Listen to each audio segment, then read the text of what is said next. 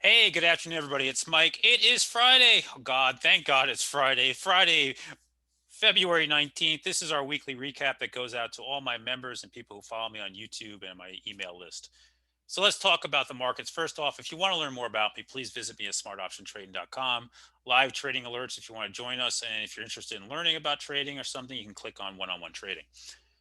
All right, so let's talk about this week. And we'll start off the high level and we'll work our way down here. All right.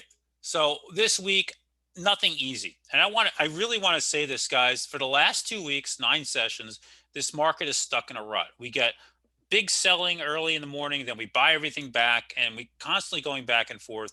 We opened at all-time highs on Tuesday. Markets were closed Monday, and we came down. We breached the 8-day yesterday, and here we are holding above it on the SPY. Everything, uh, looks fine in theory. QQQ's a little weaker under the 8-day. They've been the weak link. Another weak day for the Qs on Friday. The IWM has been strong today. The financials have been very strong today, closing at all-time highs. Energy's been strong today. So it's a very mixed up market we're currently trading in, but ultimately one that is holding in just fine. So let's talk about the week. Why was this week so hard to navigate? Because every day you had to deal with a yank and a pop, and it just doesn't make it easy to trade. And honestly, the action is not great. Does this mean that the market's going to sell? No, it doesn't. As much as we'd like to see a pullback in this market, it doesn't mean it's going to sell. This market can stay here as long as it wants. The market gave trades all week depending upon what you were looking for. So CCIV gave a big trade, pulling back here on some volatility on social media, speculation, and rumors. But look at this move in CCIV from breaking above this 3350 area all the way up to 64 on the Lucid deal. There were trades to be had there. What else this week gave trades, guys? Help me out. Blink, again, Blink always seems to come back. Blink had a couple trades on that, but most of the trades were in smaller names. We talked about the financials. JP Morgan all-time highs. Did a chart on that on Monday for you guys. Same thing on Goldman Sachs, new all-time highs there. Boeing has been one of the toughest traders in this market for a while. It's very tough. On Wednesday, you push out of the range, come back in, gap down on Thursday, close on the lows, gap up today, and push back to the top of the range. Nothing easy about this, but the market continues to trade. Micron. Micron here, a new 21-week high, 97.50 is the all-time high. That's been strong. And it really was the semis that did some of the heavy lifting this week. NVIDIA on Monday, all-time highs, then yanked back, earnings next week. Intel continues to act strong. You guys know how much I like that name moving forward. It's not the easiest of markets. Palantir, another earnings disaster. Please don't tell me it's not. They cannot make money. This company never has turned a profit. Yes, it's only been public for 6 months, but in their history, they've never turned a profit.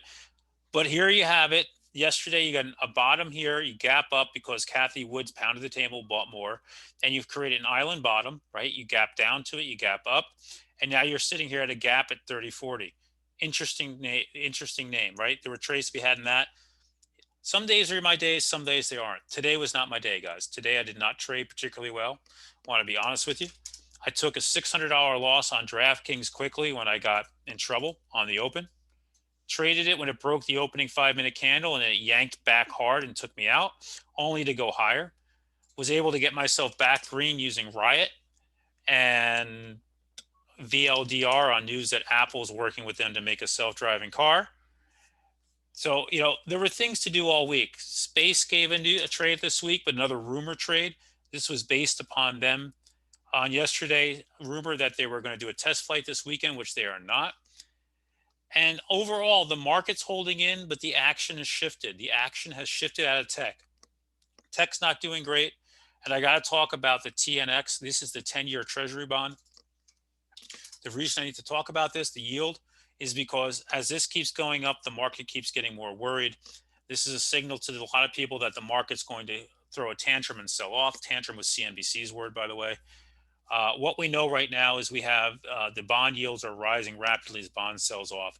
and this market is flashing a lot of warning signs, but not selling off. You know, I think it's time to be careful, a time to be patient in this market, a time to wait to deploy cash. But overall, the market's holding in well, and you can't just sit here and say, "I'm going to short this market," because it's still not giving you a reason to. You want to short the market, you got to at least close under the 8 day, and so far we can't. Despite this action for the last 2 weeks, we still keep closing above the 8 day. So that said, I'll post some charts on Sunday. Everybody have a fabulous weekend. And we'll be at this again next week. Take a look at smartoptiontrading.com. We'd love to have you with us.